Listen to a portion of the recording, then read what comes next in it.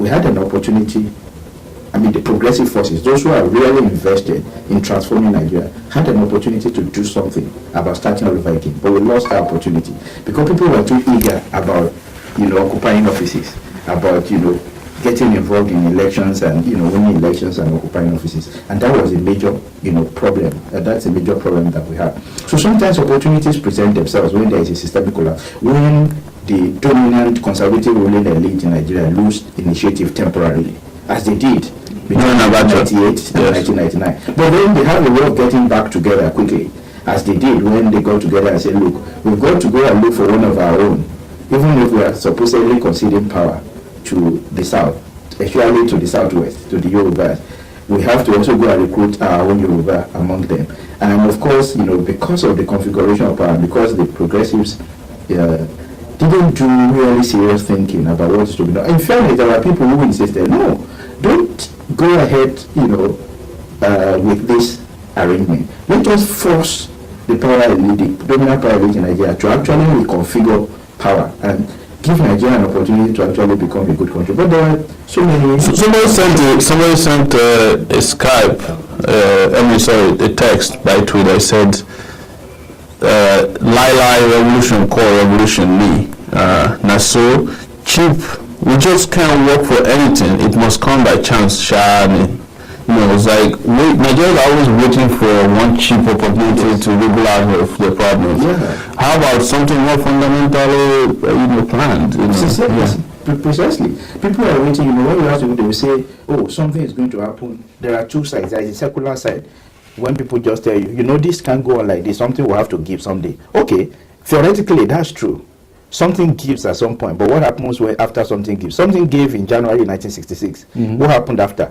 Those guys reorganized and seized power. By July 66, we were back where we started from. Something gave when the Civil War happened. After 30 months, they reorganized, took over power again, we went on. Something gave in 83. So the thing is about something giving is about what do we do when something gives? That's very important. The other part of it, that's the secular. The other part is the religious, which is the more, challenging. When people think, oh, God is going to do something about Nigeria. And one reaction, and I absolutely agree that I'm religious, so I know that God does things about things. But my problem with especially the extreme Pentecostalist attitude that we have, towards this is, I suspect that the reason why God, actually put brains in the human system is that we don't have to go back to him every second to say, can we do this? Will you do something for us? So, and when we look at the experiences of other peoples, of the other nations of the world, there are processes by which we can reclaim Nigeria. It's very challenging. And we've don't even talk about natural resources. We've got the human resources. So but the question is, how do people do that? We speak different languages. We are divided along all kinds of lines. Yes. Some of them are artificial, some of them are self-made. Some of them are also self-indulgent. During occupied Nigeria, a lot of people stupidly in the south felt that it is their turn. So even though they were buying gas at a rate that was higher than they were buying it in Kaduna, they refused to come out and fight. Yeah. How do we overcome all of this conditioning of human nature, or influenced by environment, ethnicity, religion, and so many other things? Well, it may sound really simplistic, but Nigeria is one of the easiest countries to govern in the world. I have no doubt about it.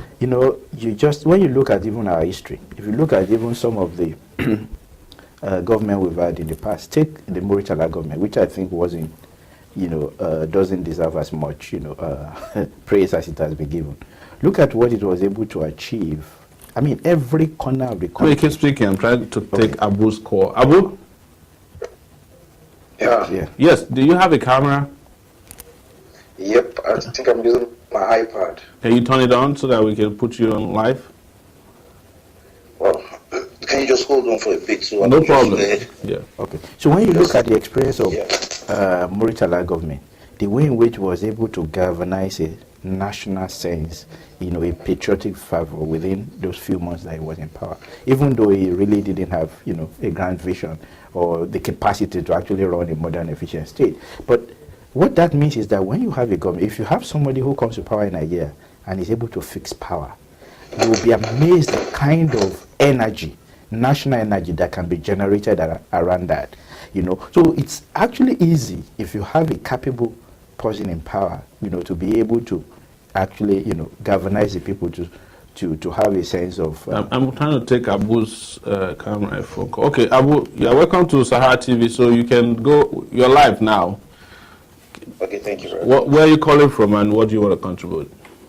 Yeah, I'm calling from Lagos, and Lagos. That's interesting. yeah. How's Lagos I'm today? from Lagos, Nigeria. Good. Yeah, and I actually want to contribute on political happenings in Nigeria. We are discussing fuel subsidies scam or fraud today. What do you think should be done about the guys who stole $6.8 billion in the last few years? My opinion is being familiar with the oil and gas sector in Nigeria, because I have friends that are in the sector, and I have people that I know personally that are beneficiaries of the oil and gas sector, because it's something that has been ongoing for long. But the unfortunate part of it is the House Committee probe is just probably legislative braggadocio. At the long run, the executive are not going to put this thing into action, because the executive. I want to take Olapo Joye, who can be side by side with you. Hello. Yeah. Hello. Yes. Yes. I'm taking both of you. Abu is saying that he knows people. Can you turn on your camera, Mr. Olapo Joye? Sure. Yes. Let's see your face.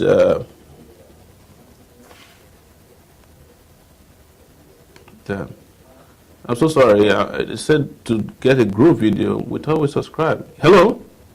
Yeah, I can hear you. Okay, I will keep talking. I'm sure our friend will come on.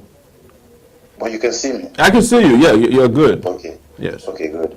Like I said, the executives, as the last 2 years, were fully aware of these payments that were being doled out to companies that were not even registered, like in the Corporate Affairs Commission. Yes. And it's an intentional act. Mm-hmm. But it's just done now because the legislative won't look like, yeah, we are the ones that should have the support of the masses. Like I said, everything has political undertone. Yes. These were monies that were used to finance election. Yes. And that's the truth of the matter. Mm-hmm. So to me, I just see it as like something that comes out of a smoke screen, something that is just done hypocritically, because everybody, one way or another, even members of the House of Reps, yes, are beneficiaries of this subsidy amounts that were being spent. And yes, that's the truth of the matter. Because, like, I know one or two people that are related to even those that were members of the ad hoc committee that were living in stupendous wealth. Wow. Stupendous wealth. So it's so what you're saying is that even this whole thing about what these guys are preaching is all hypocrisy, based upon what you are knowledgeable about. That's the truth. All right. Yeah. So because I'm talking from the front line here. Yes. Sincerely speaking, I just don't want to start mentioning names because you could. No, we're going to get there one day that you will have you will have the chance to actually speak out, because we're going to get there. We cannot continue like this, but we really appreciate your coming on the show and speaking freely about this, and we hope you'll be around with us and participate when it's necessary for another Occupy Nigeria, Occupy Corruption, whichever one it is.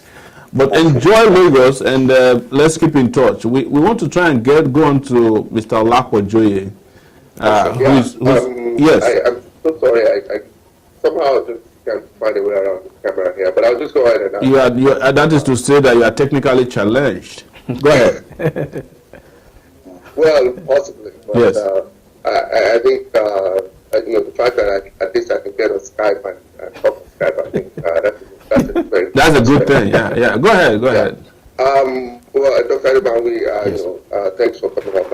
I've really read a lot of your write-ups, and I think you've really done a very good job of thank you. That country. But I have a very fundamental question for you. Yes. And it's in two parts. The first is, what is the issue with people who are elected to government? Is it that they're so wicked that they don't think about people at all? Or is it that they just don't have an idea of what to do? You can answer him. I want to try and take another person. Okay. Go ahead. Yes, there are two parts to that. The first is that anyone who has a genuine, elaborate ideas about how to govern Nigeria can hardly ever become president of Nigeria as things stand today. The second part of it is that those who get there, apart from the fact that they lack a vision of a modern, efficient state, those who get there, actually, if you know the structure, the structure. Yeah, of hold on, power, please. We're trying to. Okay. Yes. Go ahead. the structure of power and the processes that that actually ensure that they are able to get there are such that they can never be good presidents. That is a reality. If you know the reality of how money is mobilized in the post-Babangida era to be able to win, elections in Nigeria, especially at the center, there is almost a guarantee that you can never be a good president. But you see, it is also possible. I mean, Obasanjo was, this is interesting, was able to, because of his nature, he was able to free himself to some extent from the loyalties and the obligations that facilitated his getting to power. But unfortunately, he didn't have an agenda for the transformation of Nigeria. Wow. So eventually, he was still tied to some interest, even though he freed himself from the interest that actually got him into power. So let's talk to Ibrahim at Sinola. Ibrahim, you're welcome to the show. Hello. Can you turn on your camera? Yeah, hello. Hello? Yeah, man. Okay.